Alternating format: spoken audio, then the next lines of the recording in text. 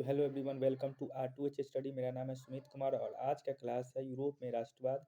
तो यूरोप में राष्ट्रवाद हिस्ट्री का जो एक महत्वपूर्ण चैप्टर है यूरोप में राष्ट्रवाद, इससे आप ज़्यादा क्वेश्चन आप इजी क्वेश्चन आप डील कर सकते हैं, क्योंकि ये क्वेश्चन जो है बहुत ही इंपॉर्टेंट अभी भी है कि जितना पावर एन लगाना है वो लगा लीजिए, क्योंकि ये क्वेश्चन सब है जो मैट्रिक एग्जाम 2025 में ऑब्जेक्टिव एंड सब्जेक्टिव दोनों रूप से आ सकते हैं।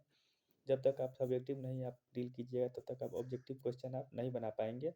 तो चलिए आप ये जो क्वेश्चन है मेजनी कौन था उसके कार्यों पर प्रकाश डाले। ये जो क्वेश्चन है बिहार बोर्ड मैट्रिक एग्जाम 2025 में यह हर साल ये क्वेश्चन मैंने ज़्यादातर देखा है कि सब्जेक्टिव या ऑब्जेक्टिव टाइप में दोनों में पूछा है।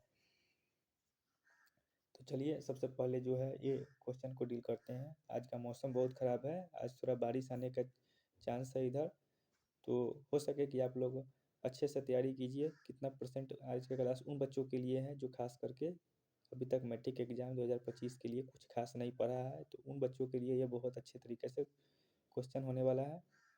तो चलिए आप लोग फटाफट अपने दोस्तों के पास शेयर कर दीजिएगा, जो भी अच्छा लगे, जो कि उनका भी तैयारी अच्छा से हो पाए। तो हो सके जितना मेरा प्रयास है उतना आप लोगों को क्वेश्चन करा दिया जाएगा। आप लोग का तैयारी नहीं रुकना चाहिए, फटाफट आप लोग कंबल के अंदर घुसे रहिए और क्वेश्चन का मजा लीजिए। चलिए फिलहाल से क्वेश्चन देखते हैं। मेजनी कौन था तो उसके कार्यों पर प्रकाश डाले। मेजनी इटली में राष्ट्रवादी के गुप्त दल कार्बोनरी का सदस्य था। चलिए इसका फ़ॉन्ट कलर तो चेंज कर लेते हैं। कार्बोनरी का सदस्य थे और सेनापति होने के साथ साथ जनतांत्रिक विचारों का समर्थक था तथा साहित्यकार भी था। 1830 ईस्वी में नागरिक आंदोलन के द्वारा उसने उत्तरी और मध्य इटली में एकीकृत गणराज्य की स्थापना करने का प्रयास किया था। मेजनी जो है राष्ट्रवादी गुप्त दल का जो राष्ट्रवादी नेता था। उसने वह कार्बोनरी का सदस्य था। वह सेनापति होने के साथ साथ जनतांत्रिक विचारों का समर्थक भी था और साहित्यकार भी था। 1830 ईस्वी में नागरिक आंदोलन के द्वारा उसने उत्तरी और मध्य इटली में एकीकृत गणराज्य की स्थापना करने का अथक प्रयास किया था। उसके प्रयास से ही इस प्रकार मेजनी अपने विचारों से इटली की जनता को राष्ट्रीय एकीकरण के लिए प्रोत्साहित करता था, और जिसने देश प्रेम और बलिदान की भावनाओं को कूट कूट करके अपने जनताओं में भरता था। वह स्वयं गणतंत्र का समर्थक था तथा अन्य लोगों को भी स्वतंत्रता का पाठ पढ़ाता रहता था। जो जो मेजनी था वह स्वयं गणतंत्र का समर्थक था तथा अन्य लोगों को भी स्वतंत्रता का पाठ पढ़ाता था। इस प्रकार से इटली का जो स्वाधीनता का संघर्ष का उग्रदूत बना रहा।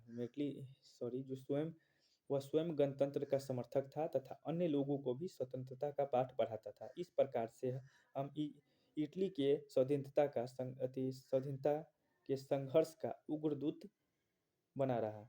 आप इतना क्वेश्चन आप जितना भी है इतना आंसर आप लिख करके आ जाइएगा, आपको पूरा मार्क्स मिल जाएगा। हो सके तो जितना भी आप मैट्रिक एग्जाम में किस प्रकार से क्वेश्चन लिखना है, आप जितने भी इस टॉपिक के बारे में जानते हैं जितने भी इसके बारे में आप जानते हैं वो टोटल आप क्वेश्चन आप लिख सकते हैं। टोटल जितना भी क्वेश्चन आप लिख दीजिएगा, आपका नंबर एक भी नहीं कटेगा। एक नंबर तो कटेगा ही नहीं, फिलहाल जितना नंबर हो उससे उतना मिलेगा। आप 450 आराम से स्कोर कर लीजिएगा। सभी क्वेश्चन आपको सबसे पहले मैट्रिक एग्जाम में हम कुछ खासियत बता देते हैं जिस तरीके से आप नंबर उठा सकते हैं, क्योंकि बिहार बोर्ड कम से कम इंची टेप से नाप करके नंबर देता है। तो सबसे पहले आप जिस टॉपिक के बारे में आप जितना जान रहे हैं उसको उल्लेख कर दीजिए, उतना आपका नंबर एक भी नहीं कटे जाएगा, मेरा गारंटी है। चलिए नेक्स्ट क्वेश्चन है आपका, जर्मनी के एकीकरण में बिस्मार्क की भूमिकाओं का वर्णन कीजिए।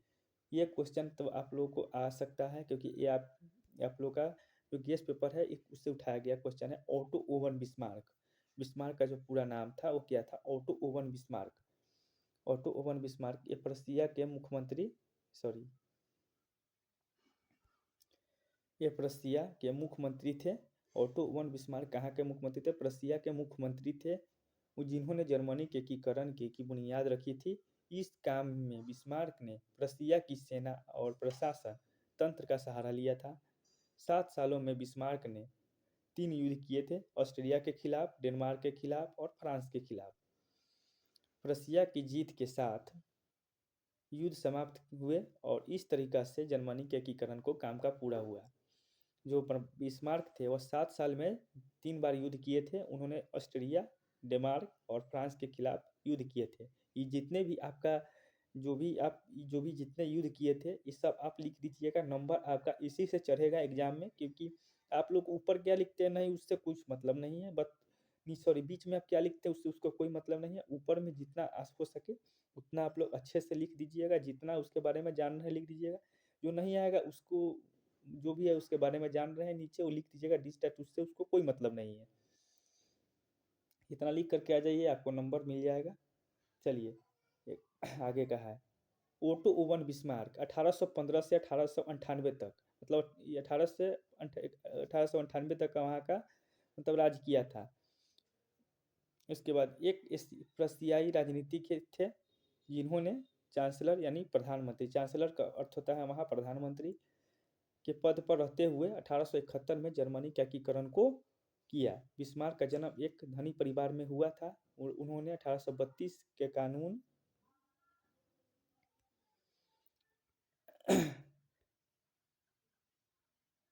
की पढ़ाई की थी।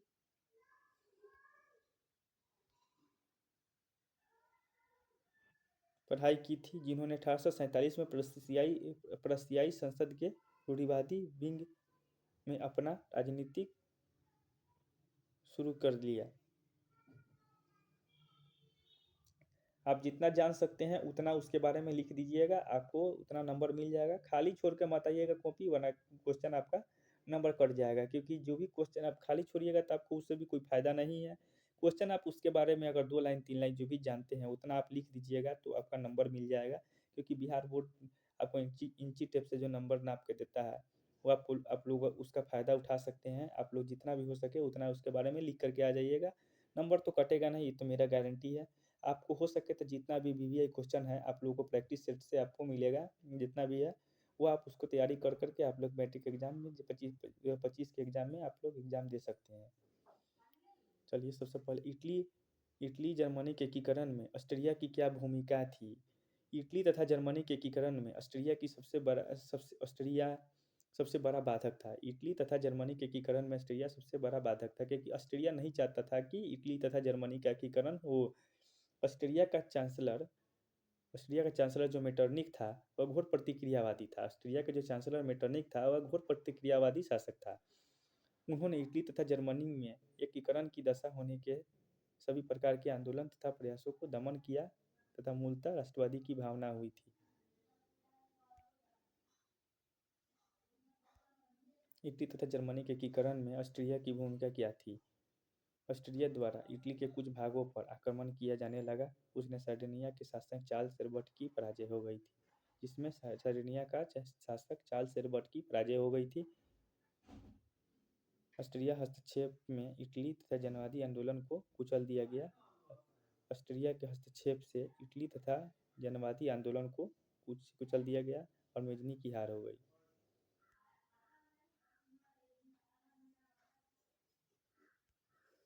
गैरीबाल्टी कौन था, इस इटली के एकीकरण में उसकी भूमिका क्या थी। तो गैरीबाल्टी पेशे से एक नाविक था। क्या था, पेशे से एक नाविक था जिन्होंने कर्मचारी तथा स्वयं सेवकों की सशस्त्र सेना का गठन किया। इटली के प्रांतों पर सिसिली तथा नेपल्स का आक्रमण कर दिया। इटली के प्रांतों पर सिसिली तथा नेपल्स पर आक्रमण कर दिया, विजय प्राप्त कर लिया। गैरीबाल्टी ने विक्टर एमानुएल के प्रतिनिधि के रूप में सत्ता संभाल ली थी। गैरीबाल्टी ने विक्टर इमैनुअल के प्रतिनिधि के रूप में सत्ता संभाल ली थी। चलिए, गैरीबाल्टी पेशे से नाविक थे। क्या थे, पेशे से नाविक थे जिन्होंने अपनी युवा सशस्त्र में कई वर्षों तक नौकरी की, जिन्होंने एक कुशल नाविक माना जाता है उन्होंने कई जहाज़ों पर काम किया जहाज़ों पर काम किया था, जिन्होंने दुनिया में कई हिस्सों की यात्रा की। जो गैरीबाल्टी दुनिया के कई हिस्सों तक यात्रा की थी। गैरीबाल्टी नाविक के रूप में उनकी योग्यता इटली के एकीकरण में उन्हें कई प्रयासों में मदद की थी।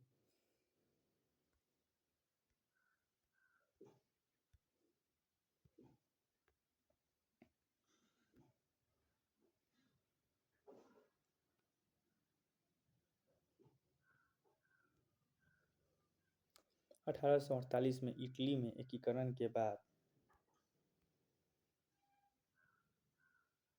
1848 में इटली में एकीकरण के बाद ग्यूसेप गैरिबाल्डी ने कई स्वयंसेवकों की भर्ती की जिन्होंने प्रथम विश्व युद्ध के अंत में इटली की स्वतंत्रता का समर्थन किया था।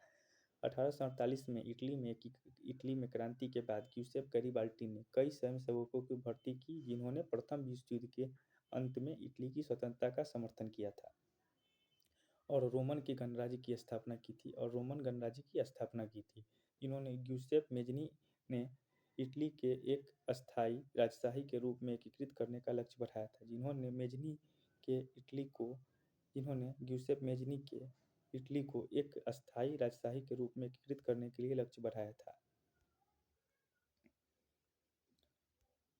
इटली का एकीकरण जिसे इटली का भाषा इल रिसोर्जिमेंटो कहते हैं। 11वीं सदी में इटली के एक राजनीतिक और सामाजिक अभियान था जिन्होंने इतालवी प्रायद्वीप के विभिन्न राज्यों को गठित करके एक इटली का राष्ट्र बना दिया गया।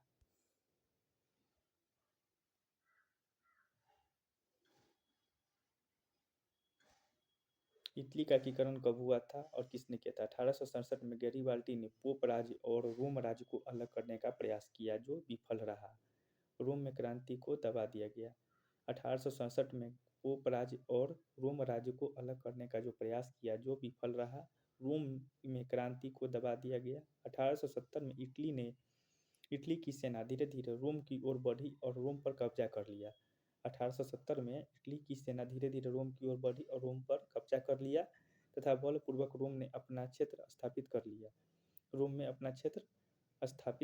1871 में यह वर्ष जब इटली की राजधानी रोम स्थानांतरित करके इटली का एकीकरण को पूरा कर लिया गया।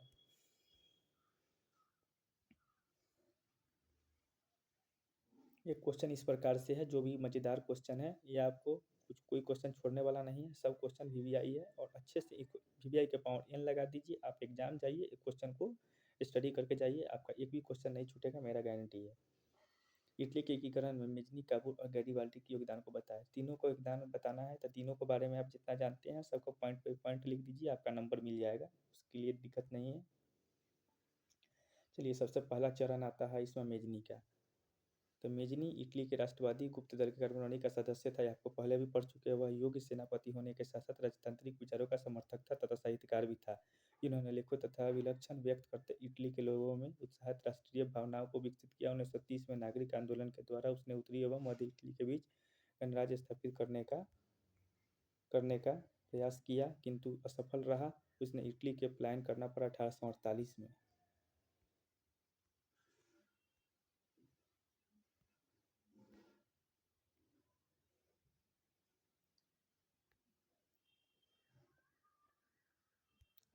ईस्वी में मेटरनी के पराजय के बाद मेजनी ने पुनः इटली के एकीकरण का प्रयास किया किंतु एक बार वह भी असफल रहा जिसे उसे पलायन करना पड़ा था।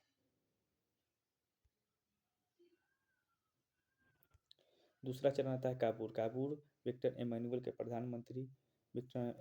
एमेनुअल ने मंत्री और प्रधानमंत्री के रूप में उसे